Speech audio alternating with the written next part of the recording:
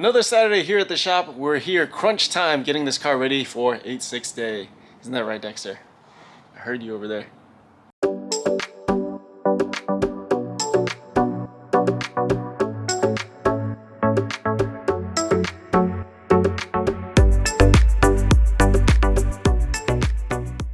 I think I showed it in the last episode, but basically got the engine together and basically waiting all week. I usually like to do stuff that needs precision and concentration on Saturdays when no one's in the office. So we are going to degree the cams today. All right, so I'm gonna sit on my soapbox. Tomei pond cams, common misconception with pond cams because they're advertised as drop-in. The short answer is no cam is really drop-in. What? And I'll explain a few reasons why, right? So, first of all, any change you make to the cylinder head, for example, you went and got the head decked, put in new head bolts, you put in new cams, even if they're OEM replacement cams. All these things plus more, the valve adjustment's gonna change. So just installing the pond cams, you still have to check and adjust your valve adjustment. And I guarantee you the valve lash is gonna be tight once you throw those pond cams in there. Second thing, degreeing the cams. Yes, you can run the pond cams without degreeing them. The first time I built this engine, I installed the cams and ran them for a long time and then degreed them after the fact. I'll tell you this, if you don't degree your cams, depending on how aggressive your cam is, you may cause engine damage actually depending on how aggressive that cam is. But mild cam like pond cams, I'll say this, you're not going to get the full bang for the buck, bang for your dollar, not degreeing those cams. There's money and power left on the table. After degreeing the cams, I specifically remember after all these years, smoother idle, more power, power came on sooner, power delivery was a lot smoother. All this from just degreeing the cams. Yeah, huge benefits lost. You're literally leaving money and power out on the table by not degreeing the cams. So, in short, pond cams, despite being called drop-in, are not drop-in. Minimum, you need to check your valve adjustment and degree the cams. So yeah, buying used cams is always tough because they usually don't come with a cam card or cam sheet like this. I circled this many years ago. Some cams require a different valve adjustment spec. Looks like this is going to be same as OEM, so when we're done degreeing the cams, I'm also going to check my valve adjustment. Cam timing, we are going to use the lift method. So at this degree of revolution, the valve should be open that much, 50 thou. So we're going to degree our cams using the lift method. There's other methods on this sheet, but for me at least, this one's the simplest. All right, so before all of this, we actually need to find True Tdc. What is True Tdc? So the timing marks on the engine are not going to be as accurate as you need in order to degree the cams. And I'll show you guys how I found True Tdc. Again, don't use this as a guide. I'm just gonna quickly run through this process. All right, so there's a few methods to find True Tdc. I'm using a spring-loaded piston stop that threads into my spark plug hole. This basically will move up and down with the piston. Some people use a hard stop. I definitely prefer not to because basically, you know, what if the engine turns over by accident when you're turning the crank and then your piston smashes into the hard stop? That's not gonna happen with this spring-loaded guy. So I have my dial indicator measuring the up and down travel of the piston. Got my degree wheel on there, and then just a piece of welding wire that can show at what degrees the engine's at. And basically the method I'm using, first, just to get a baseline, I'll see where maximum lift is. So I'll turn the crank forward and back and find my highest reading. That'll just be about where my maximum lift of the piston is. From there, I'll set it at 0 and then use the crank back and forth, right? I'll find 50 thou one way, go back, turn the crank the other way, find another 50 thou, and then document those two readings. So turn the crank, read 50 thou, find what number this guy points at, go back to 0, turn the crank the other way till you reach 50 thou, find this reading, find what the degree wheel reads at. So here's what I got. So 50 thou one way, got 265 degrees, 50 thou the other way, 239. If you're smarter than me, you'd probably put this closer to 0 so you wouldn't get such big numbers. But anyway, so basically we're trying to find the middle of these two. So pretty simple, add these two, divide by 2, 252.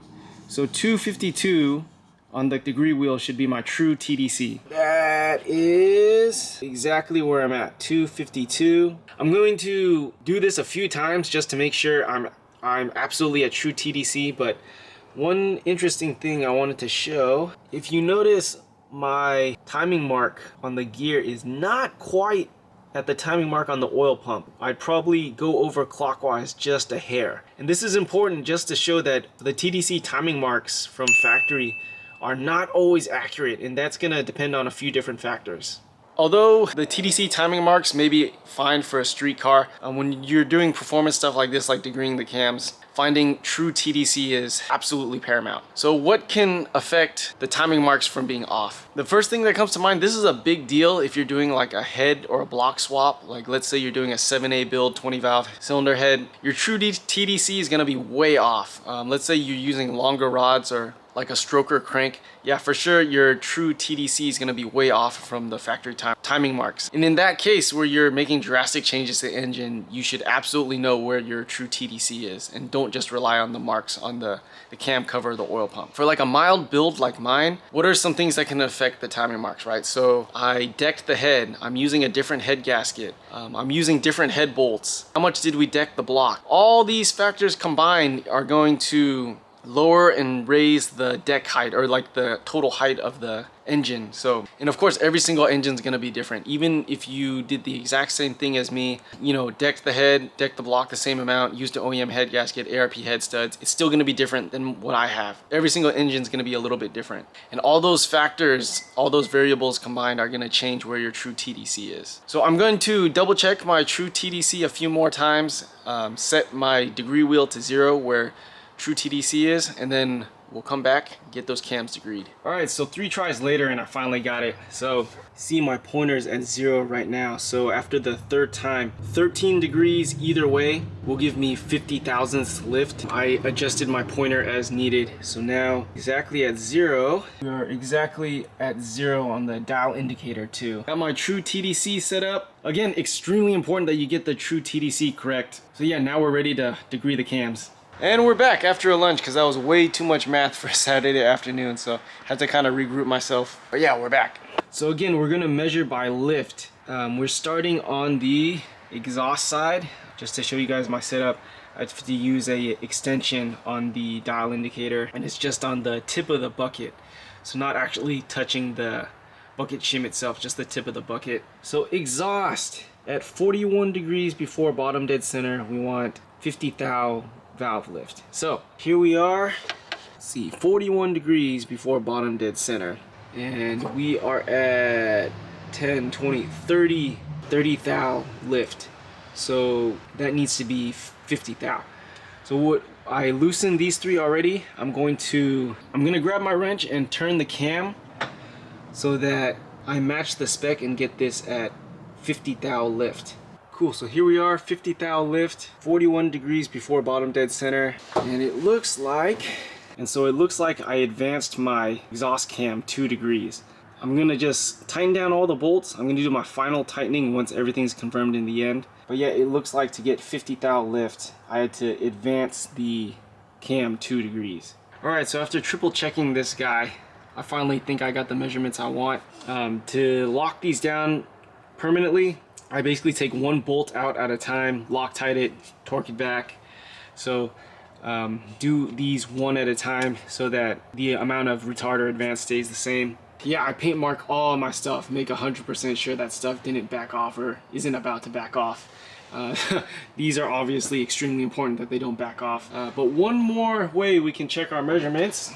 So if we look at our mini degree wheel here, exhaust closes after TDC 1 degrees. So here we are after TDC 1 degrees, and we should have the same 50 thou that we did at 41 degrees before bottom dead center when the exhaust opens. So yeah, we have the same amount of valve lift at the specified open and close times. So yeah, I should say we're good to go. Let's do the intake side. All right, intake side, 6 degrees before top dead center, 50 thou. All right, there I am, 6 degrees before TDC.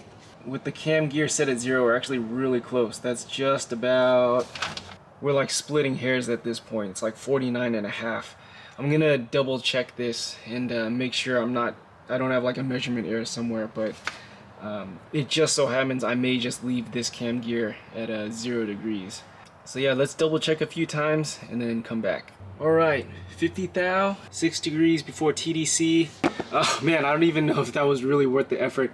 It was like just a hair, not even close to like half a degree retarded on the cam gear. But yeah, I got it. Hopefully that less than half a degree is worth it. But yeah, should be good to go. I am going to double check my intake at after bottom dead center, 36 degrees. I also have 50 thou. If this is good, I can go ahead, lock this guy down.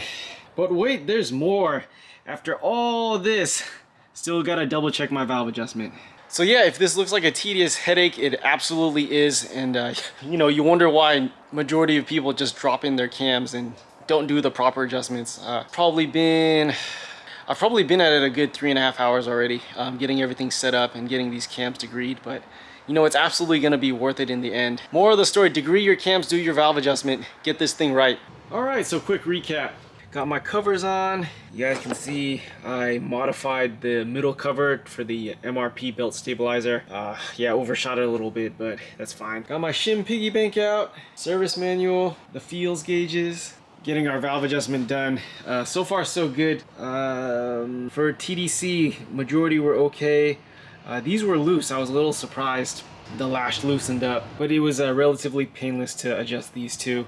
I got one more set of cylinders to go. Hopefully it's equally as painless. Really shooting to get these valve covers on today. All right, so one thing that's frustratingly missing in the total 16 valve gasket kit are these valve cover grommets. So luckily late on a Saturday, Battle Garage is next door. But yeah, basically anytime you take your valve covers off, you should probably replace these guys because they'll actually seep oil out through here too. My nuts are okay to reuse, but otherwise Battle Garage offers brand new valve cover nut set. And yeah, these valve cover gaskets included in the total gasket set I bought from BG, but come on Toyota, why? You know I gotta replace both at the same time. Why not just put this in the kit? All right, getting dark, but we're making good progress. Valve adjustment's good to go. You can see I only had to make a few adjustments. But yeah, no sweat. Really excited to finally be able to get the valve covers back on. Awesome, makes me feel better. This looks much more complete already. So next step, got my OEM Toyota intake manifold gasket on there. Want to bolt on and torque the manifold tonight. I got injector plugs from T3 on the way. I'm curious what I should do with these guys. I imagine that's the only good place for those like Allen dress-up bolts that everyone has that I absolutely can't stand, but I guess much better than having just 3 blank holes there. Alright, so my manifold saga, I don't know if I mentioned it, but a few of the bottom holes didn't line up, and it compounded because when I tried to bolt this on, I realized because a few of those didn't line up, that meant 6 of the holes didn't line up. So if you look closely, yeah, I had to do some serious grinding, hollow out 6 of those holes. Long story short, this company didn't really want to help me out, so here I am with this guy.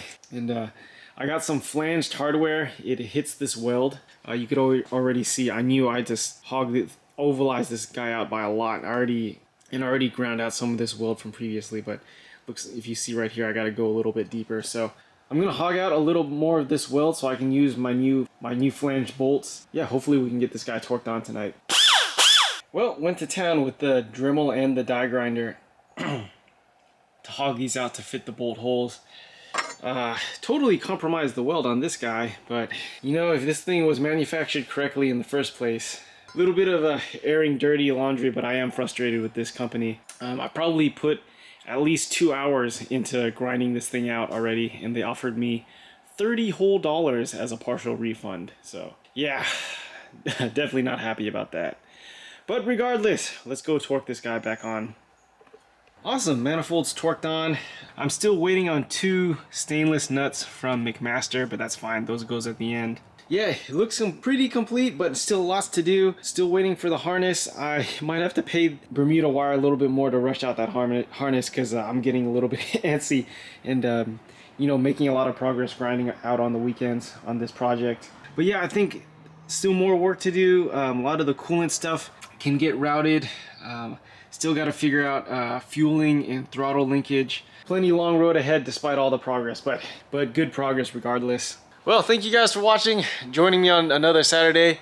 Questions, comments, anything else you want to see? I know you guys have been asking for that painful memory of a machine shop story. So let me work on that one, because I don't want it to just be like this bare my soul talking head video. I'd rather it be something a little bit different than that. But yeah, I heard you guys' comments. We'll get to that video at some point, or I'll shoot that video at some point. Appreciate the support, you guys. Hope to see you guys at 8/6 Day. I think even if you gotta fly out or travel, I think this year's gonna be worth it. So yeah, hope to see you guys at 8/6 Day. Catch you guys in the next episode.